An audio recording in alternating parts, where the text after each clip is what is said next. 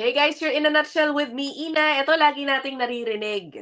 Okay, mga nangangamba ng mapauwi, mapaalis ng Canada. Sayang! Kasi yung employer daw niya 'no, very supportive, gusto talaga siyang kunin kung pupuwede lang. Pero siguro for different reasons, hindi makakuha ng bagong LAMIA or whatever, hindi na maka-extend, okay. So this episode, ang pag-uusapan po natin, ano ang options mo? Kunyari napaalis ka na ng Canada. Ngayon, merong isang employer na baka gusto kang tanggapin. What you can do, okay, to be able to come back, of course, legally, no? At anong pwede niyong applyan. Ayan, nagbabalik si Dayanara in Puerto Bantique. Thank you so much again, Dayanara. Thank Ayan. you po. Ayan. Guys, Dayanara has a new email. Yan yung nasa baba. Thank Okay. you po. Kung may isend daw kayo na email doon sa luma niyang email ad, okay lang din, no? Mapupunta, I'll still mag-search pa receive it. naman niya. Oh, pero Definitely. ito na yung bago. Okay, o Dayanara, ito na. I'm sure, oh no, I know, sabi mo, you've handled some of these, cases. Siguro yung employer nila, nasayangan din, nagustuhan na sila. Yes po. Hindi lang Yes. ma-extend, kailangan nang umalis. Or, yeah, anong pwedeng gawin para Opo. mas makabalik ng mabilis lang ba yun, palagay mo? No, it's not. It's not gonna be. It's not gonna be a short process, but it is possible. That's what I want. Kaya po, I asked Miss for this session because it is possible, and I have seen it to be possible with Okay. certain clients of mine na very skilled. So I have clients who are nurses, practical nurses, PSWs, clients who are in the trades na talagang their employers really need them. Kumbaga, really need them to be in Canada. They are really necessary to the operations of the company, which is why kahit po nung napauwi sila, the employer encouraged them to maintain their profiles. So, Okay. yung mga clients ako na may express entry profile sila, and they have declared interest to live in the provinces. For example, Alberta or Ontario, ganyan. For example, kasi Alberta has a pathway called dedicated healthcare pathway, which can be non-express entry or express entry. So, isang client ko, she was able to maintain yung kanyang profile sa express entry. And then, gamit yung express entry profile niya, gumawa rin siya ng profile sa Alberta. Okay? Okay. And then, waiting for an invitation. So, napauwi sila ng, I believe, April, and they were able to get the invitation, I believe, ng July. So, na-invite sila under federal skilled worker ba? I think other federal skilled worker. Mababa lang yung score niya. Hindi siya like 500s. Pero ang dedicated healthcare kasi, miss, ang kailangan lang nila minimum 300 points. Sa express, Alright. nag-invite na talaga sila. Especially for really really skilled occupations like nurses nga. So, ano Alright. nangyari, nung na-invite siya, binigyan pa rin siya ng employer na nasa Canada, binigyan siya ng mga documents na kailangan para makuha niya yung nomination. So, nakuha niya pa rin. Okay. O, 'di ba nakakatuwa naman 'no? O, in Opo. fairness, April, Mhm. napauwi. O, 'di nakabalik Uwi. na agad siya Hindi in pa naman, tapos miss, kasi dati po, dahil nasa Pilipinas na siya, the process is different. So, hindi okay. katulad ng pagka nandito ka sa Canada, na kapagka nakatanggap ka ng acknowledgement of receipt, maaari mo nang gamitin to apply for a work permit. Kapag po nasa labas kayo ng Canada, it's a different process. I believe you have to wait for the AIP, yung approved in principle letter. Yun ang Okay. kailangan. So, it's a different process. But, it does provide the chance na makabalik. Alright. 'Di ba? Okay. So, kahit sabihin natin na medyo matagal, but it does provide you with the chance na makabalik. And when you come back, landed ka na as most likely, sometimes, PR na talaga. So, O ba? can O, happen. 'di ba? Ano pa, Yeah. napaganda pa yung kanyang sitwasyon, waiting time na lang, In waiting a na way. Siyempre the ideal is sana habang nandito ka sa Canada with legal status, makahanap ka na. mm. But sometimes it's not possible. Sometimes you need to get your invitation first. Sometimes you need a work permit support letter. So ganito, for example po, sa case naman ng OINP, ayan, nasa Yan. Ontario ka, napauwi ka, pero may employer ka na supportive siya. So, pwede mong i-maintain yung profile mo under OINP International Student or in demand or foreign worker, waiting for an invitation. Kahit sabihin natin nasa Pilipinas ka. Pero syempre, dahil wala ka ng dahil wala ka ng status sa Canada, wala ka ng active na work permit, may mga certain differences sa application, gaya ng kailangan mong mag-present ng proof of funds kasi nasa Yeah, Pilipinas ka na. okay. Tapos kailangan mong mag-present ng strong ties to Ontario kasi hindi ka na nakatira sa Ontario. So dapat yung ties mo sa Ontario, ma-maintain mo na you have friends there, a community there. Ano You yung documents to prove it? How do you prove that if you're Apo, already outside yeah, Canada? it could be like you're a member of a church, so meron silang certificate na pwedeng ibigay sa'yo.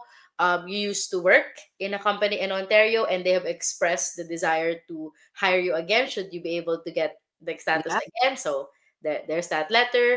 Oh, Previous studies in Ontario can be considered as ties then. Previous membership to the OHIP, previous enrollment ng mga anak sa mga Ontario schools, okay. previous residence like lease of an apartment, kahit sabihin natin valid or expired driver's license, pwede nyo po ipakita yan na parang you have the full intention to return should Yeah. you get the Okay. nomination. So, the key part in this is once you get your nomination, you will be given a work permit support letter. Kadalasan po ng nomination certificate, may ka-attach yan na work permit support letter.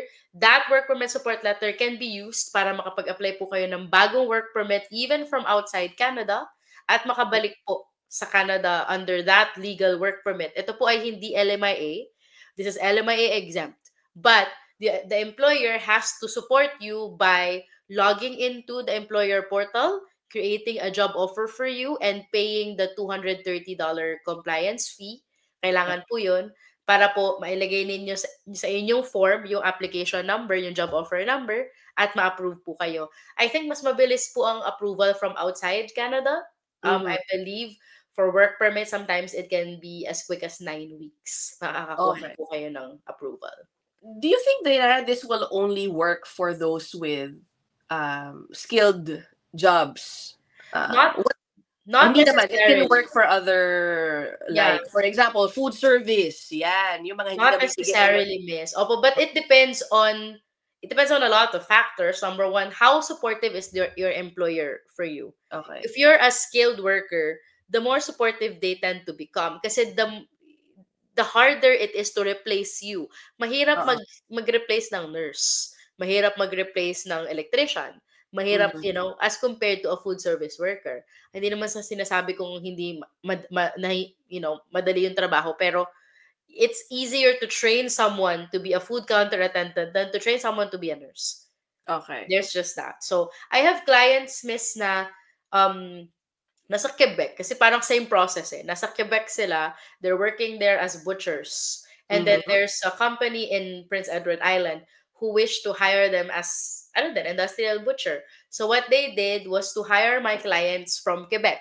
So parang technically, parang nasa outside Canada ka rin. Same Oo. process. So parang ang ginawa nila is they assisted them in applying to the PIPNP. Nung dumating yung nomination ng PIPNP, may kasamang work permit support letter. So we were able to use the work permit support letter para makapag-apply sila ng bagong work permit at makalipat doon sa bago nilang employer na nasa PEI na magsusupport ng PR nila. So, Oh, okay. usually Canada, the IRCC, mas priority nila yung mga ganong klaseng application kasi alam nila na there's a chance na mawala yung PR ng tao kapag hindi nag-grant ng mabilis. So, I have clients na within 2 weeks, nagkakaroon na sila ng bago nilang work permit, nakakalipat na sila dun sa province kung saan sila pwede mag-apply ng PR. Okay. How about for those na ganito yung situation? Apo. Mukhang mapapauwi na. Alam na nila. Nandito pa Apo. sila sa Canada, halimbawa ngayon. Mukhang Apo. mapapauwi na. Is there anything they can do while they are here Mhm. to help dito sa sinasabi mong Apo. maintaining their express entry profile? Should, Apo. ibig sabihin, would it be wise for them to mag-apply sila sa ibang kumpanya in a different province and then Mhm. to at least boost their chances of getting, invited while they I are understand. outside? Yeah. Apo, this will certainly work better if you are working if it's the same employer. Oh my God. This will Okay. certainly work better that way kasi that same employer has an incentive to keep you kasi nakita ka na nila kung paano ka mag-work. Okay. It's a new employer. They need to have a leap of faith. All right, okay. talaga to assist you. This will work better if, let's say, it's the current employer who really wishes to hire you again. The key is keep your profiles active. Okay. Yeah, especially, express entry, the provincial nominee, keep the profiles active. And if you get an invitation, inform the employer right away. Because they usually have a deadline. OYNP has a 14-day deadline. Um, uh, Alberta has a 30-day deadline. Manitoba has 60 days na deadline nila. So, yeah, inform the employer right away that there's this invitation that you got and there's a chance na makabalik ka. A lot of employers don't understand that kasi, Miss, kaya hindi sila Oo. nagsusupport. A lot of employers don't understand na when you support someone, especially for provincial nomination, you're kind of guaranteed to have a worker for at least 2 years. They're Okay. not gonna leave you right away. Kaya yung ibang mga employer, ayaw na nilang tumulong kasi iniiwanan daw sila. Ang akin, hindi ka nila basta-basta maiiwan. Workers cannot just up and leave as soon as they got their nominations because Mhm. the process can take a while. I see. Okay, Yeah. okay. Okay, at least guys but do you think there are other provinces na mas mataas ang chances to do this? Mhm. You've mentioned Alberta, Manitoba, Mhm. Mhm. YNP, Mhm. or regardless kung nasaan ka, except I guess wag na tayo mag-Quebec may ibang mundo kasi diyan sa Opo. Quebec. Opo. It your chances are higher if you're in a more rural area. Okay. Because there are lesser chance kumbaga na makahanap sila ng kapalit mo agad-agad, which Okay. is why mas magiging supportive sila. Um, and also there's the fact na when provinces do draws, they tend to draw more from rural areas talaga.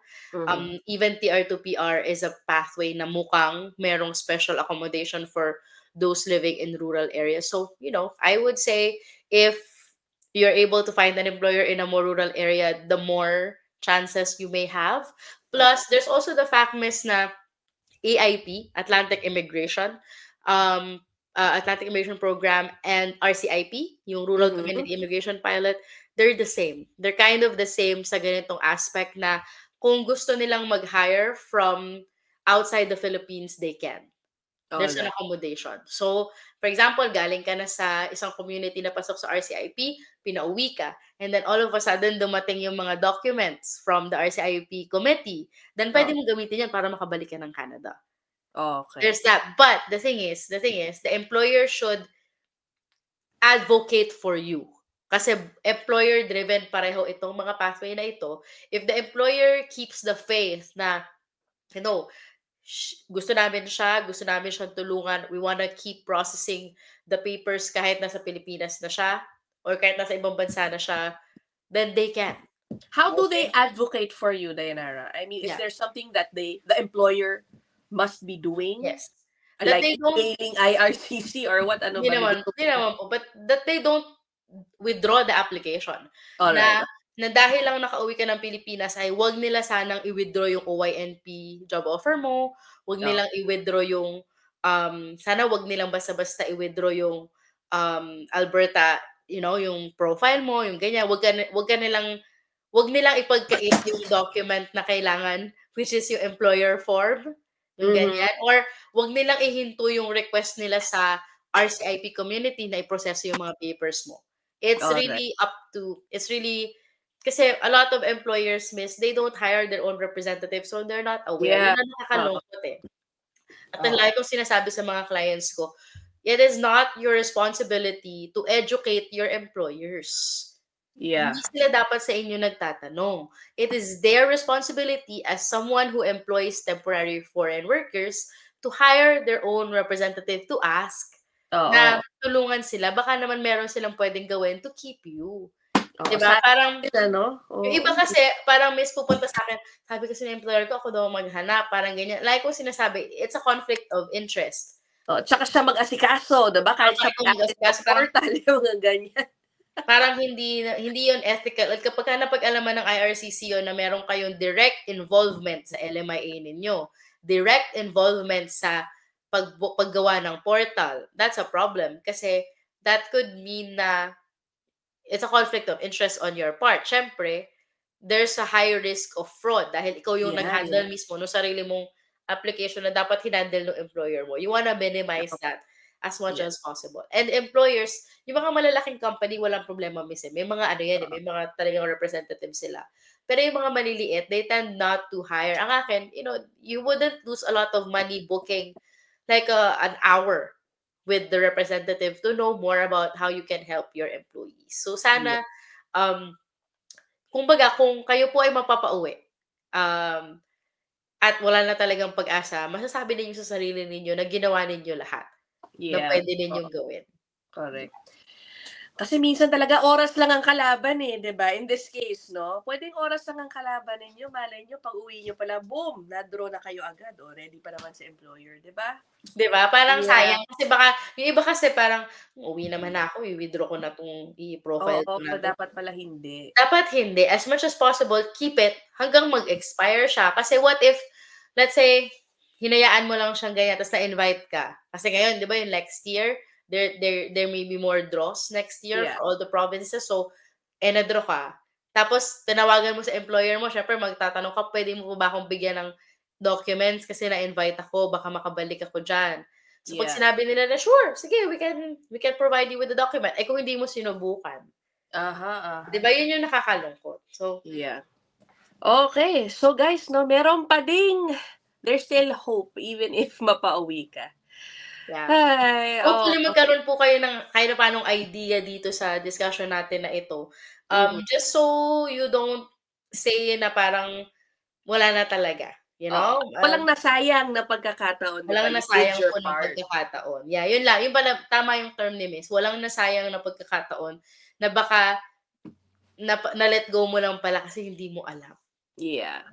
Okay. As always, thank you so much, Dayanara, for your time. O guys, sana may napulot kayong lesson. At so keep your profiles active. O kayaan nyo lang sila dyan. Wala namang bayad. Di ba? Wala Oo. namang bayad ang profile. Keep it active. Keep it there. Yeah. Okay. Dayanara's email po yung nandyan sa baba if you want to get in touch with her. For now, we will end this episode here. I'll see you guys in the next one. Thanks so much, Dayanara! See you! Bye! Bye!